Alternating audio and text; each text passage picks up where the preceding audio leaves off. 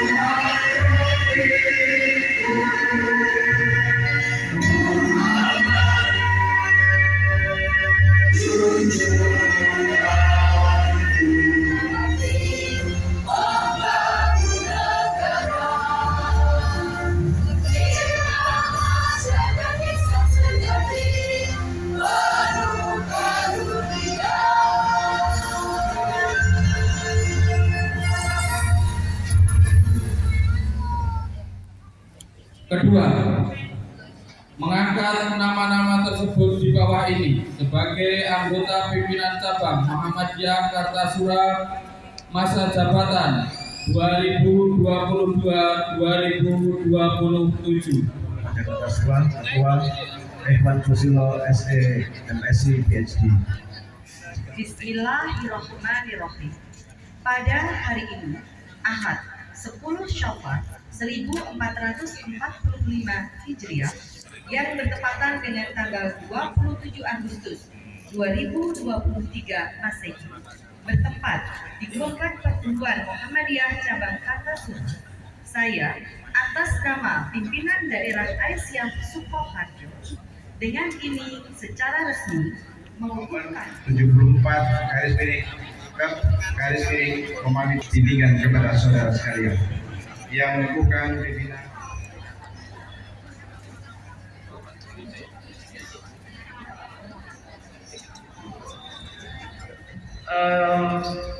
Banyak anak Kartasura ini merupakan suatu daerah yang sangat majmuk. Termasuk Kartasura ini ada perguruan Muhammadiyah, salah satunya UMS, kemudian ada STAIN yang notabene dari NU. Nah, ini monggo kerukunan dari beberapa agama ini kita satukan sehingga membawa Kartasura yang lebih maju, lebih kompak, dan di tahun 2024 saya mohon kondusivitas wilayah kita jaga bersama sehingga Kartasura ini menjadi suatu daerah yang kondusif dan menjadi hunian yang kita dambakan bersama. Hendaknya minimal 50% pimpinan cabang itu punya pimpinan ranting yang aktif. Nah, itu sudah tercapai juga. Nah, kemudian indikator yang kedua itu adalah yang terkait dengan pimpinan cabang baik Muhammadiyah maupun Aisyah itu perlu memiliki korup mubalik yang bisa memenuhi sejumlah masjid yang berada di bawah naungan pimpinan cabang Muhammadiyah dan ranting-ranting sekitarnya. Juga untuk memenuhi kebutuhan masyarakat. Sebetulnya dua itu yang paling penting. Nah, tapi ada yang paling penting nanti akan saya sampaikan. Bapak-bapak, ibu-ibu sekalian, Ada sebagian orang yang mengatakan demikian nih, ya ibu-ibu sekalian. Katanya Muhammadiyah itu kalau dakwah kok lebih banyak condong ke amar ma'rufnya, nahi mukarnya tidak. Sebetulnya itu sesuatu yang keliru. Karena setiap gerakan amar ma'ruf nahi mungkar pasti di dalamnya ada, setiap gerakan amar ma'ruf pasti di dalamnya ada nahi mungkar.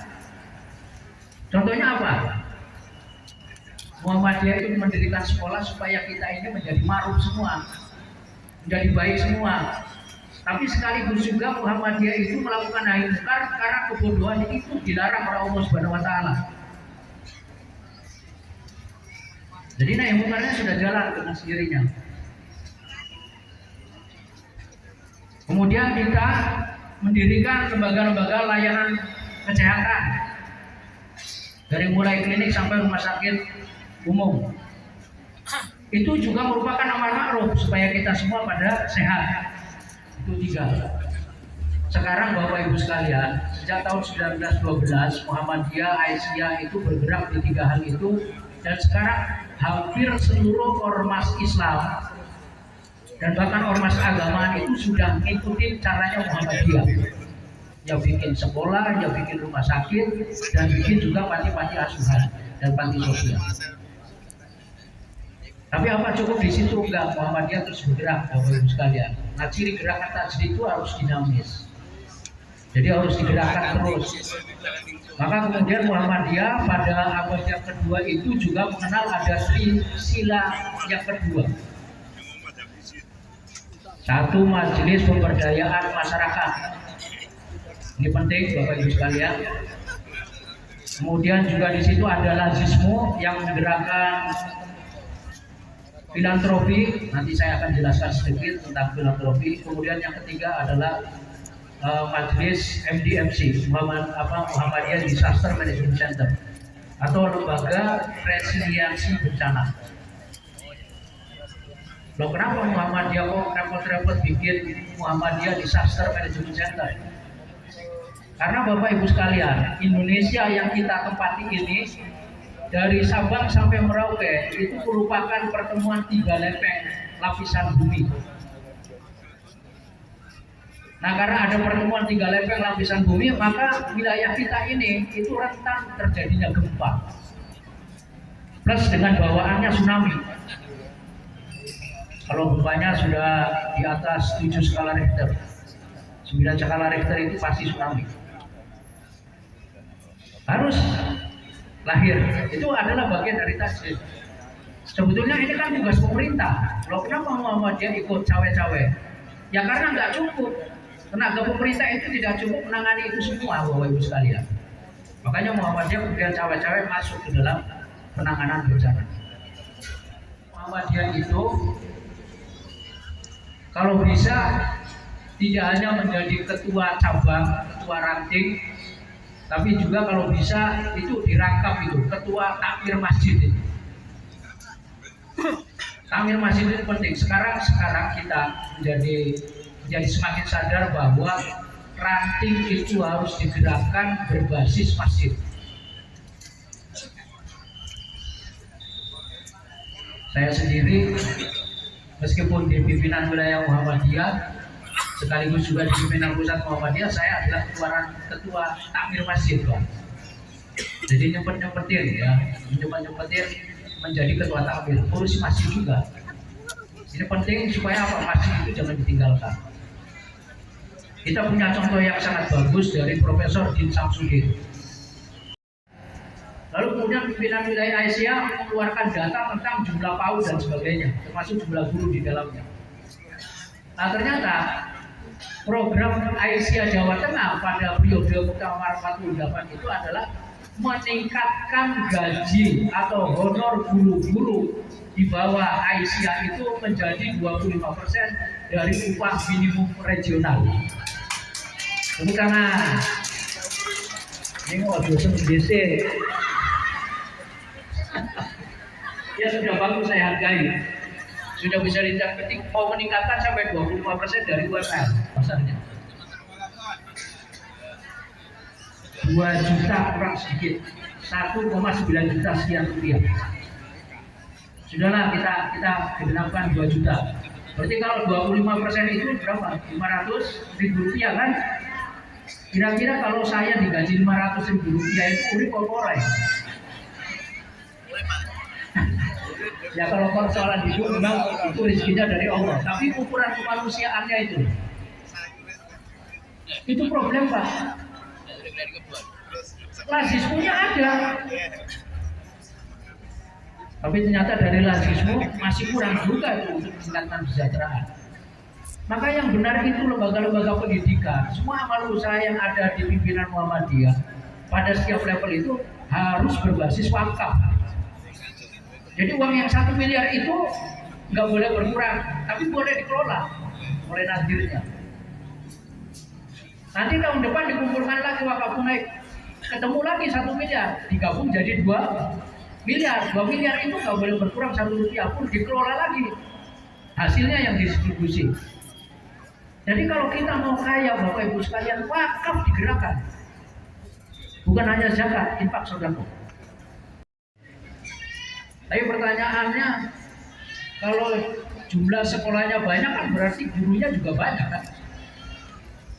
Coba sekarang begini, ini PR buat pimpinan cabang Aisyah ya, yang di Kartosuro. Nanti di data bu sekolah itu ada berapa, kira-kira gurunya ada berapa. Nah nanti gurunya disuplai itu tingkat kesejahteraannya berapa. Nah tolong itu dientaskan dalam 5 tahun. Wah itu kalau itu bisa dientaskan luar biasa loh. Itu tajdid tuh. Tajdid itu tidak harus membuat sesuatu yang sama sekali baru juga. Kadang-kadang persoalan yang biasa tapi kemudian kita bangkitkan. Juga kemudian guru-guru di Aisyah itu semuanya sejahtera.